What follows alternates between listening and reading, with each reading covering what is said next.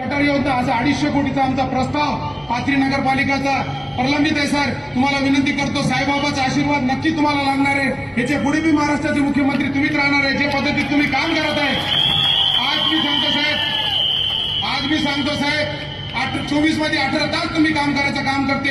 मी एकच तुम्हाला विनंती करणार आहे की एकनाथ शिंदे साहेबाचे मागं ताकदीनं तुम्ही उभा राहा, माधव जानकर साहेबाला विजय करा. इतका बोलतो. जय हिंद, जय महाराष्ट्र. परभणी जिल्ह्यामध्ये देखील समृद्धी येते. जालना नांदेड एक्सप्रेस वे आपण करतोय, त्याचं भूसंपादनाचं काम सुरू आहे. त्याचबरोबर शक्तीपीठ महामार्गाला आपण मंजुरी दिलेली आहे, त्यामुळे देखील आपल्याला फायदा होईल. मगाशी सईदबाईंनी सांगितलं पाणी योजना आणि भूमिगत गटारांचा विषय जो आहे, त्याचबरोबर रस्ते, काँक्रीटचे रस्ते आपल्याला पाहिजेत. हे देखील एकनाथ शिंदे आपल्याला दिल्याशिवाय राहणार नाही. हा शब्द